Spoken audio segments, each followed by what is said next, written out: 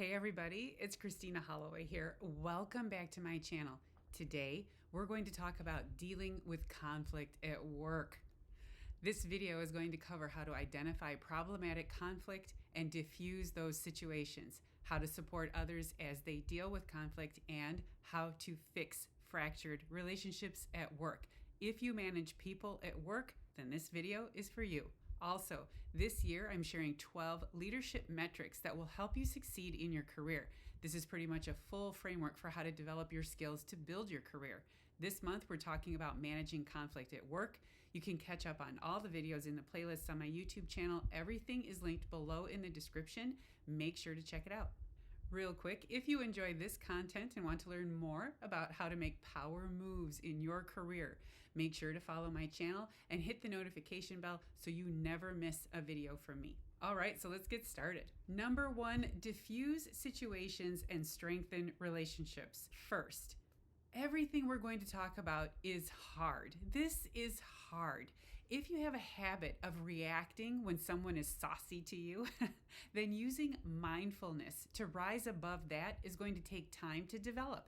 Also, just dealing with conflict is hard. I'd rather avoid having a difficult conversation, and I'd rather that it went smoothly with no pushback from the person I have to deal with. Sometimes that works, but many times that's just not the case, and that's reality. So why is this important? If you run teams and you're sitting at a middle management level, then the ability to handle conflict with you among team members, and especially with leadership, is one of the fundamental skills you'll need to get promoted. You are now managing relationships. So let's set the scene.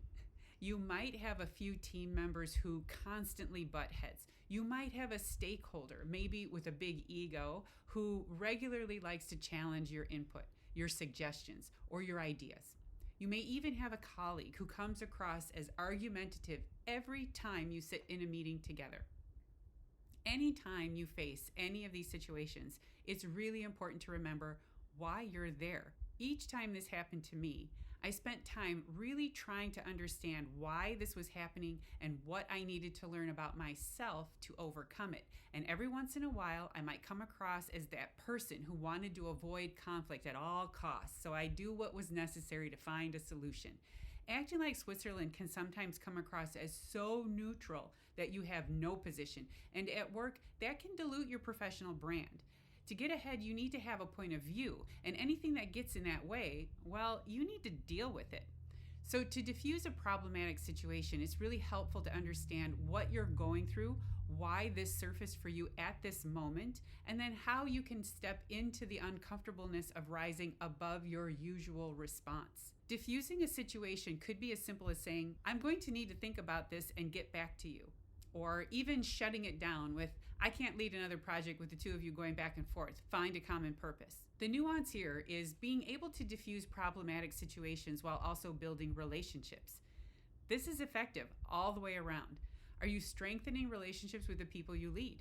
Are you making a solid professional impression with stakeholders and the leadership team?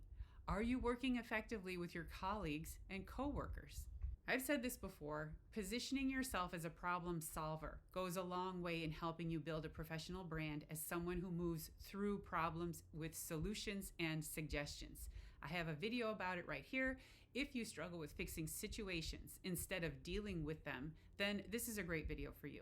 Number 2, support others to deal positively with conflict. On the other side of dealing with conflict is how you approach mentoring or coaching others through difficult situations.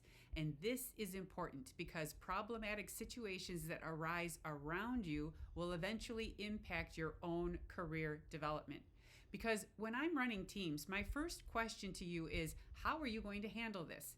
If you tell me that's between them and not my problem, well, then I'm not going to have confidence in your ability to lead beyond what's in it for you. How are you managing the people around you? But the bigger question is, how are you managing the expectations of the people around you?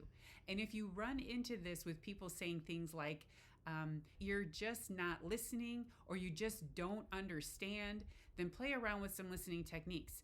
Try to understand their feelings and viewpoints with some clarifying questions. Did I hear you correctly? Acknowledge their concerns, even if you disagree. I hear what you're saying, and it sounds like our approaches differ at this specific point. Listen to the other person's perspective without interrupting. Look for solutions that benefit both of the people involved. Problem solving. Focus on areas where both parties agree and build from there. Like I said before, find a common purpose. Keep the discussion centered on the problem, not personal attributes. This one is actually pretty easy. As soon as you hear remarks about personality or behavior, just shut it down. That's not relevant to the situation, and I'd appreciate keeping the conversation focused on solving this problem and finding a way forward. Number 3, help to fix fractured relationships between individuals and teams. Put yourself in this position for a week and see what happens. What if you went to work and asked yourself what kind of impact you could make if you made an effort to get to the bottom of some chronic, petty conflict between team members or colleagues? Let's be clear here.